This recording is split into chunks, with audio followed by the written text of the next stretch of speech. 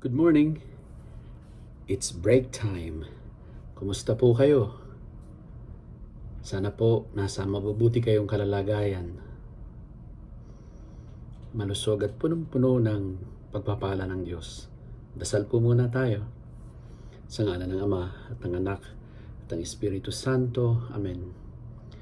Mapagmahal naming Diyos Ama, Ikaw na simula, kasalukuyan at hantungan ng aming buhay, pinupuri at pinasasalamatan ka namin dahil sa walang hanggang grasya at mga pagpapala na patuloy at walang sawa mong sa aming ipinagkakaloob. Pero higit sa ano paman, pinupuri at pinasasalamatan ka namin dahil sa pagsusugo mo ng iyong anak na si Jesus upang aming maging Panginoon at tagapagligtas. Pinupuri at pinasasalamatan ka rin namin sa patuloy mong pagsusugo ng Espiritong Banal upang iyong kaming pakabanlin bilang simbahan. Salamat Panginoon. Salamat.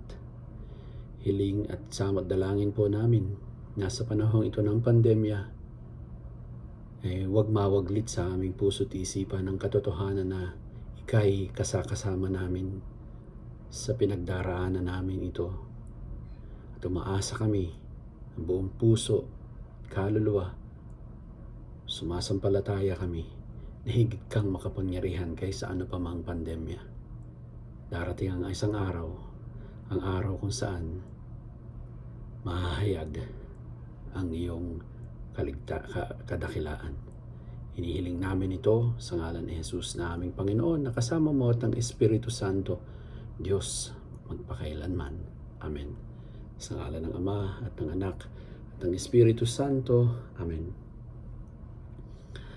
Ngayon po ay January 14, 2022. At ang magandang balita po natin ay mula kay Mark chapter 2, verses 1 to 12.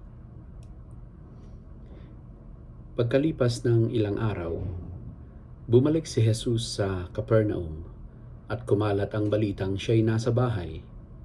Nagkatipon doon ang napakaraming tao, kaya't halos wala nang mapwestuhan kahit sa labas ng pintuan.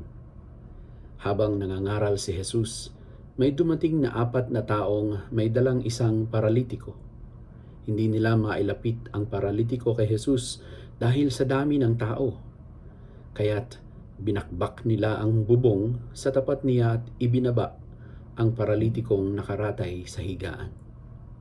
Nang makita ni Jesus kung gaano kalaki ang kanilang pananampalataya, sinabi niya sa paralitiko, "Anak, pinatawad na ang mga kasalanan mo." May nakaupo roong ilang tagapagturo ng kautusan na nag-isip ng ganito. Bakit siya nagsasalita ng ganun? Nilalapastangan niya ang Diyos. Hindi ba't ang Diyos lamang ang makakapagpatawad ng kasalanan? Alam ni Jesus ang kanilang iniisip, kaya't sinabi niya agad, "Bakit kayo nag-iisip ng ganyan? Hindi ba ang mas madali ang sabihin sa paralitiko, pinapatawad na ang mga kasalanan mo? Alin ba ang mas madali ang sabihin sa paralitiko, pinapatawad na ang mga kasalanan mo, o ang sabihin, tumayo ka, bitbitin mo ang iyong higaan at lumakad ka? Ngunit upang malaman ninyo na ang anak ng tao ay may kapangyarihan dito sa lupa na magpatawad ng mga kasalanan, sinabi niya sa paralitiko, tumayo ka, buhatin mo ang iyong higaan at umuwi ka na." Tumayo nga ang paralitiko habang nakatingin ang lahat. Kaagad niyang binuhat ang kanyang higaan at umalis. Kaya ang lahat ng naroroon ay namangha. Sila ay nagpuri sa Diyos at sinabi nila, kailanmay hindi pa kami nakakita ng ganito. Ngayon po ay Biyernes, sa unang linggo sa karaniwang panahon. At ang magandang balita po natin para sa araw na ito ay, ikaw at ako, tayong lahat ay may kapangyarihang taglay na mula kay Kristo Jesus ang magpatawad at magmahal. Alam ko po na narinig nyo na ang kasabihang ito. To err is human, to forgive is divine. Ang magkamali umano o magkasala ay normal sa ating mga tao. At ang pagpapatawad o ang magpatawad ay gawain ng Diyos. Kaibigan, sa mabuting balita natin ngayon, narinig natin na nagtaasan ng kilay ang kilay ng mga tagapagturo ng kautusan nang marinig nilang sinabi ni Jesus sa paralitikong bitbit ng 4 na katao at inilatag sa kanyang harapan na ang mga salitang, anak, pinatawad na ang mga kasalanan mo. Ito ay matapos mahayag sa harapan ni Jesus ang pananampalataya ng 4 niyang kaibigan na nagpursige na gawin ang lahat, mailapit lamang nila ang kanilang kaibigan kay Jesus. So ang nakita ni Jesus, ang natunghayan ni Jesus ay ang igting ng pananampalataya ng 4 na katao na nasa kanyang harapan, kung kaya't ibinigay niya ang pinakamagandang grasya ng sa panlima, ang paralitiko.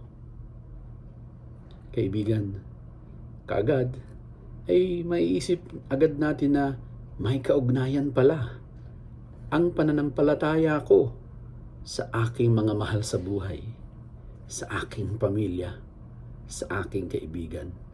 Dahil ang pananampalataya ay isang uri ng pamumuhay, isang uri ng buhay na dinaranas kasama ng mga kaanak at mga kaibigan. Ngayon, eto na nga yung protesta. Protesta ng mga tagapagturo ng kautusan. Nagtaasan ng kanilang kilay. At iniisip nila, sa isip lang, takot sila magsalita. Inisip agad nila, bakit siya nagsasalita ng ganon? Nilalapastangan niya ang Diyos. Hindi ba't ang Diyos lamang ang makakapagpatawad ng kasalanan? Kasi sa kanilang pagiging eksperto o mga bihasa hinggil sa kautusan ni Moses, dahil nga sila ay mga tagapagturo, ay talagang tunay na Diyos lamang at wala nang iba ang makapagpapatawad ng kasalanan. Bakit at hindi naman humihingi ng kapatawaran at sigurado naman na hindi kapatawaran sa kasalanan ng pakay ng 4 na magkakaibigan, isama na natin ang paralitiko. Isa lang ang ginugusto niya, sigurado, ang gumaling mula sa kanyang pagiging paralitiko, sa kanyang pisikal na karamdaman, upang makapamuhay na muli ng maginhawa, malaya at may kasiyahan. Subalit talagang lubhang ibang kumilatis at kumilala si Jesus. Ang nakikita niya ay hindi nakikita ng iba. Kasi nga, siya ay anak ng Diyos, hindi lang anak ng tao. Batid ni Jesus ang totoong kabuuan ng isang tao, na ang karamdaman ng katawan ay bunsod ng sakit ng kaluluwa. Kung kaya't bago niya ginamot ang karamdaman ng katawan, kanya munang pinagaling ang kaluluwa ng paralitiko. Kasi kung papaanong ang pananampalataya ng isang tao ay may direktang impluensya sa ibang tao, gayon din sa pananampalataya, ang espiritual na estado ng kaluluwa ay may direktang impluensya sa pisikal na kalusugan ng isang tao. Bakit? At papaano? Kasi ang buong ikaw, ang buong pagkatao ko, ang buong pagkatao mo ay ang ay ang iyong katawan at ang iyong kaluluwa. Ang aking katawan at ang aking kaluluwa. Ito ang buo kong pagkatao. Kaya hindi lang kalusugan ng katawan ang dapat nating isinasaalang-alang, kundi maging ang kalusugan ng ating kaluluwa, sapagkat ang buong ako, ang buong ikaw, ay ang aking katawan at ang aking kaluluwa. Ang buong ikaw ay ang katawan at kaluluwa mo. Yun ang buo nating pagkatao. Kaya nang mapagtanto ni Jesus ang protesta sa isipan ng mga tagapagturo ng kautusan, agad niya itong binigyan ng pansin at sinabing, bakit kayo nag-iisip ng ganyan? Alin ba ang mas madali? Ang sabihin sa paralitiko, pinapatawad na ang mga kasalanan mo, o ang sabihin, tumayo ka, bitbitin mo ang iyong higaan at lumakad ka?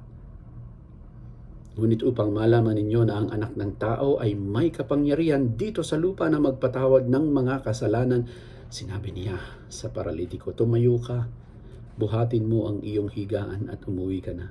At yun nga ang ginawa ng paralitiko. Bakit nga ba? Isang bagay na napakahirap gawin, magpatawad. Pero higit na mas madali kaysa sa gumamot sa pisikal na karamdaman, ang gumamot sa spiritual na karamdaman.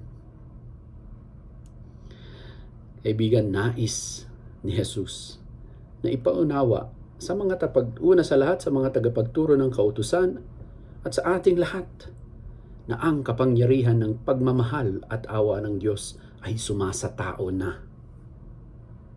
Sumasa atin na. Totoong Diyos ang tanging makapagpapatawad ng kasalanan.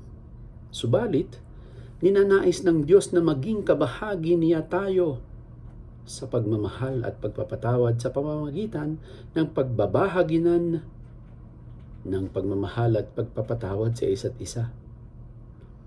Kasi nakikibahagi na tayo sa buhay ng Diyos sa pamamagitan ni Kristo Jesus. Pero yun nga lang, para sa mga tagapagturo ng kautusan, imposible daw ito. Kasi para sa kanila, gusto nila, nililimitahan nila ang kapangyarihan ng Diyos sa kanilang sariling kaisipan. Para sa kanila, ang Diyos ay dapat na nakabilanggo sa kanilang pagkaunawa sa kautusan dahil sila nga ang mga tagapagturo nito. Excuse me. Ako, baka mahawa kayo ng Omicron. Punasan niyo po yung yung inyong mga cellphone, no, yung mga screen niyo. Nabahing ako. Anyway, commercial po 'yun. So, para sa mga tagapagturo ng kautusan, kung ano ang kanilang laman ng isipan, ang gando na lang ang kaya ng Diyos. Hindi po ganon. Kaibigan, ito ang totoo. Nagkatawang tao ang anak ng Diyos, si Kristo Jesus, upang tayong mga tao ay mapasa Diyos. Hindi po ba't napakaganda ang pinakahangarin ng Diyos para sa ating lahat? Nagkatawang tao siya upang tayong mga tao ay mapasa Diyos. Kung ganun, ang pagpapatawad at ang pagmamahal sa tuwin ng ating pinaparanas, ginagawa at ibinabahagi sa ating kapwa ay tanda na tayo ay nasa sa Diyos. Pero kung hindi, ito naman ang tanda ng napakalayo mo sa kaharian ng Diyos. Kaibigan, tayo ay napapasa Diyos sa tuwin ng tayo ay nagmamahal at nagpapatawad. Papaano? Kasi noong tayo ay tumanggap ng sakramento ng binyag, ang ating buong pagkatao, ang ating kaluluwa ay sinelyuhan ng presensya ng Espiritu Santo. At ang Espiritu Santo na nasa ating kaloob-looban, sa ating puso at kaluluwa, ay ang kapangyarihang ay ang kapangyarihang nasa sa ating mga puso. No? Ang Espiritu Santo na nasa ating kaloob-looban, sa ating puso at kaluluwa ay ang kapangyarihang